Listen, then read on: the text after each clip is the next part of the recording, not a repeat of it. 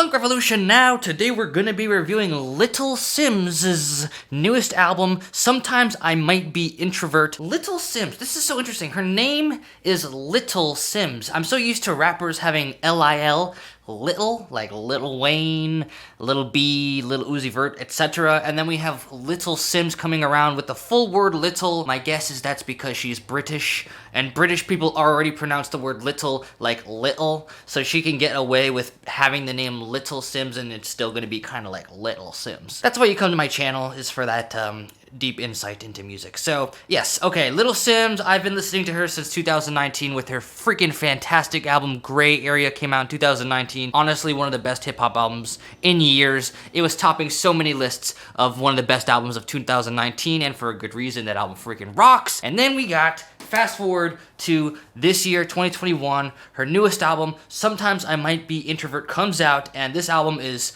almost twice as long as Gray Area. It's getting just as much, if not more so, acclaim than Gray Area, and I already really liked Gray Area, so I am certainly excited and fascinated to see what's going on in this album. She is a very talented rapper, very creative. Let's start by taking a look at the album cover.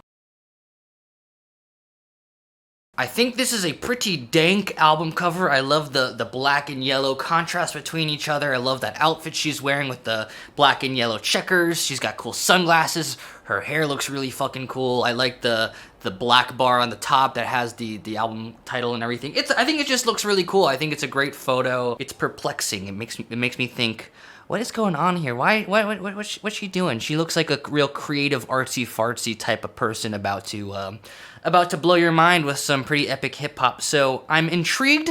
Let's talk about the music. When you put this album on, the first track you're gonna hear is Introvert, the opening track, and immediately you can tell that this is gonna be a fucking epic album. You have these kind of like symphonic drums,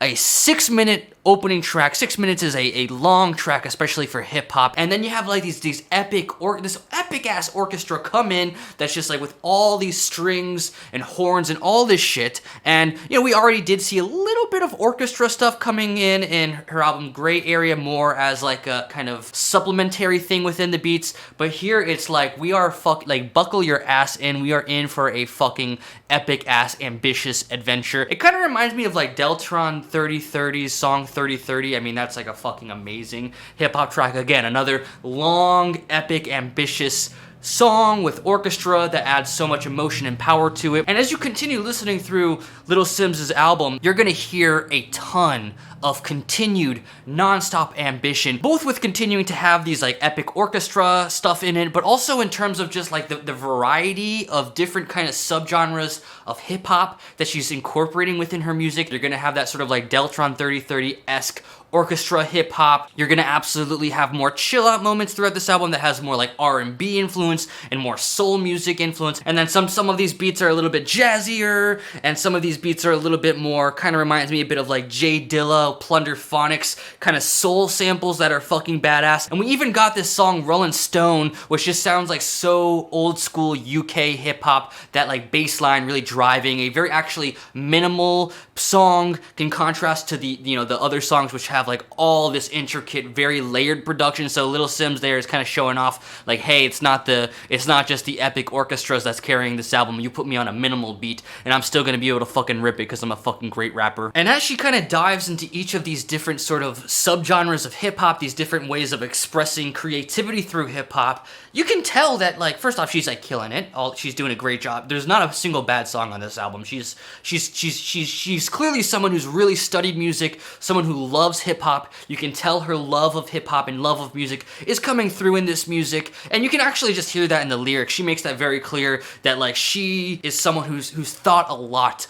about music and hip-hop and is someone who loves the genre. She does a really good job lyrically putting herself in the context of being a woman and being black and being proud of being a black woman, and someone who, as a black woman, has become a very successful hip-hop artist, and she's, you know, very much loves hip hop and loves the legacy of hip hop, and she's proud of all this, but she also kind of has to deal with being someone who's more introverted and kind of likes music the way a lot of, you know, us music nerds like, which is to be, you know, to be a fucking geek and listen to all the music and study it like a fucking nerd, like all of us. So she's got that introverted side, and then she's also dealing with all these intense expectations, and I don't know, it's kind of a meta album. Like it's the album, a lot of the lyrics here seem to be about itself. Like the album lyrically is about itself, putting itself in the context of Little Simz's career, Little Simz's place in society as a black woman, lots of race, class, gender analysis. I think it's pretty cool. I gotta say it's kind of a risky thing, because if the album was like mediocre,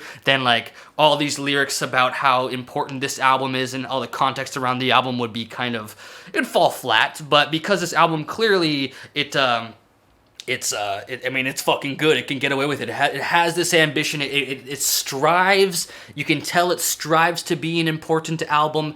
Little Simz is clearly striving to become one of the hip hop greats, and I think, you know, she's certainly. I mean, there's gonna be some fucking amazing tracks here that certainly warrant going down as some of the best hip hop tracks, honestly, of all time. I love the song Little Q Part 2. I think that is just such a euphoric song. I love that vocal sample she incorporates, that like la la la la la la. It's just so euphoric and so powerful. And I love the opening track Introvert, like I said, ambitious opener, fucking epic. I love the song Rolling Stone, like I said, incorporating that kind of minimal, like grimy, kind of early UK hip hop bass line that's real aggressive, kind of showing off her versatility.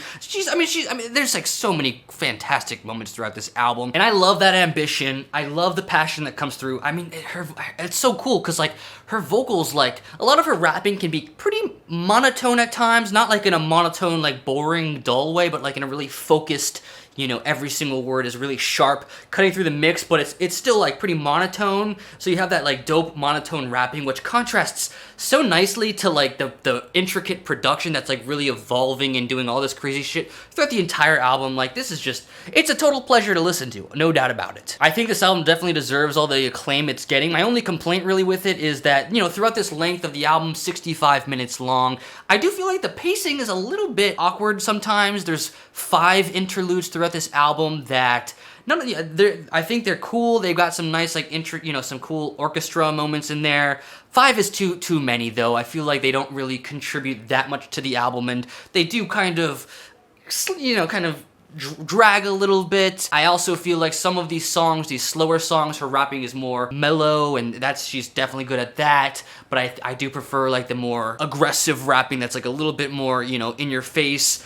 And that's, you know, like I said, she's good at the more mellow rapping, but I think, you know, when you add the 5 interludes as well as the some of the slower, more chill out songs, it does kind of create a little bit of like the flow of the album from start to finish isn't always so captivating. But I mean, like, all these songs are great, and even if you're not listening to this album from start to finish, you can pick pretty much any of one of these songs and it's gonna be great. So it's not like the flow of the album really matters all that much, but I do feel like it does take away, you know, some of the greatness from this album. There are times where I'm feeling like, holy shit, this could go down in history as one of the best hip hop albums, and then there's other times where I'm kind of wanting to honestly turn the album off just because it's not really keeping me super captivated for the entire listen. That's how I feel about it. I'm giving this an 8.7 out of 10.